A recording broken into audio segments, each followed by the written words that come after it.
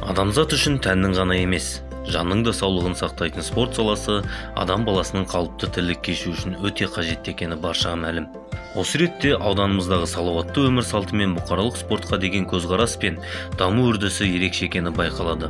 Бүгінгі күнге дейін айдынды өңіріміздің бірталай спорт саңлақтары шыққаны белгілі болса, ал бүгінгі хабарымыз сол спорттағы ағаларының ізін басып келе жатқан джиу-джитсу, ережесіз жекпе-жектің аудандық, облыстық, халықаралық жарыстарының жеңімпазы болып жүрген Ахметов Айбол жөнінде болмақ. Ахметов Айбол Жарболұлы. Аудан, облыс көлемінде дзюдо, самбо, грек-рим күресі, панкратион, қоян қолтық ұрыс, бокс, грэпплингтен өткен жарыстардың жеңімпазы. Ұлттық спорт түрі жекпе-жектен, джиу-джитсудан Қазақстан чемпионатының жеңімпазы, Азия чемпионатының жеңімпазы, әлем чемпионатының 2 дүркін күміс жүлдегері, Қазақстан Республикасының халықаралық дәрежедегі спорт шебері.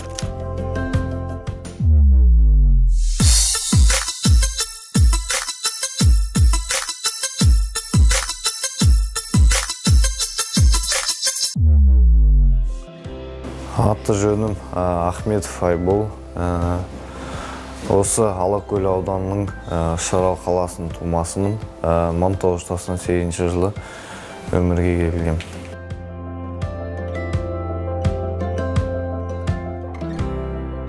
Спортқа келуім мені кішкентай кезімнен ата-анам алып келді. 7-8 жасымнан осы джиу-джитсу спортына, спортпен айналысқаныма 10 жылдан асты.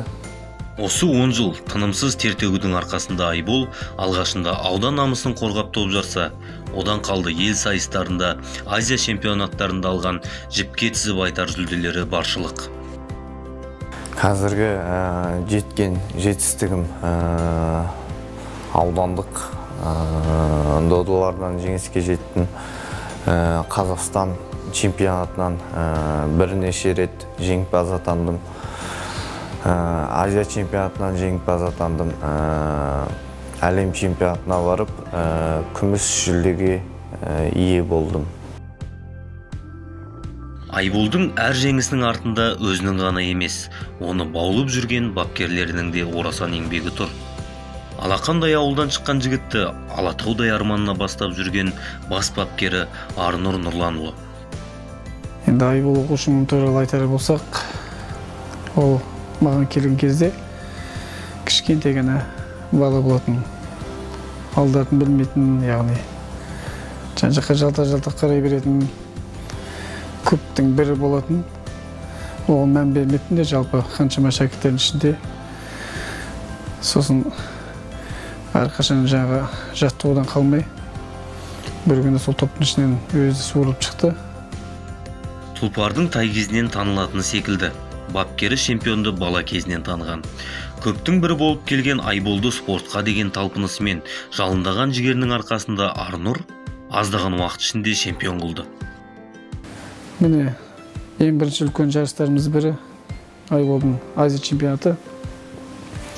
Ұлттық жекпе-жектен түбілі додада Азияның құрылымының бәрін басым болып, алтын жүлдемен. Екінші жылы джиу-джитсудан өткен Қырғызстан мемлекетінде, Бишкек қаласында Азия чемпионатында ересектер арасында ең үздік атанды. Сол Азия чемпионатын ұтып, Чехияда өткен әлем чемпионатында бағын сынадық.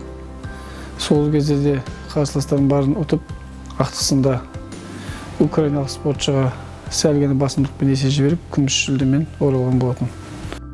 Спортта жеңіс пен жеңіліс қатар жүреді.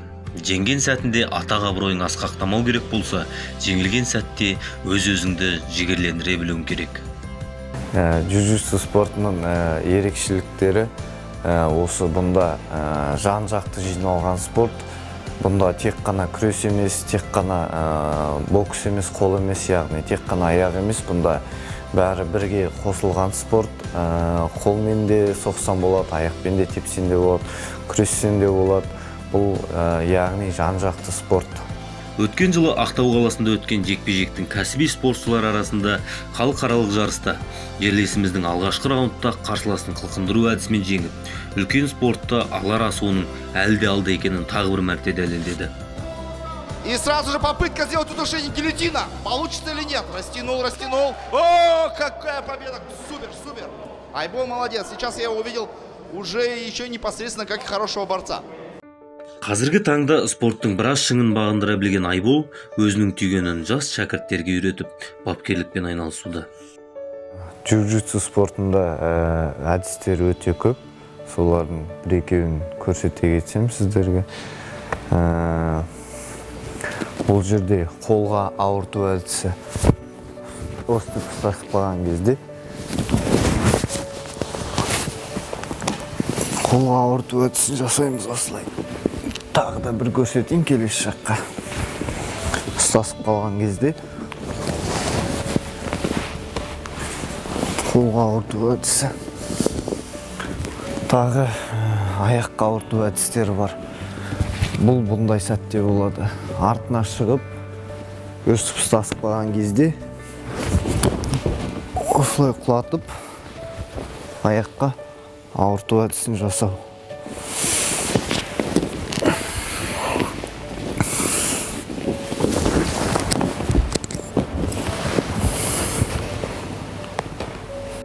Міне осындай әдіс тәсілдер көп.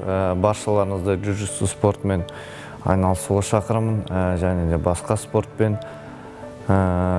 Спорт денсаулық кепілі.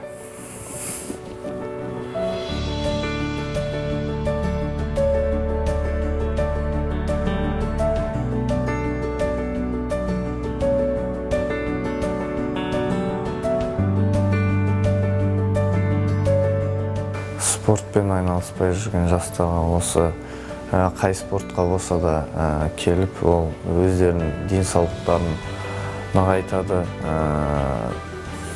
өзіне тұрып бересін дейді ғой, сол да бар.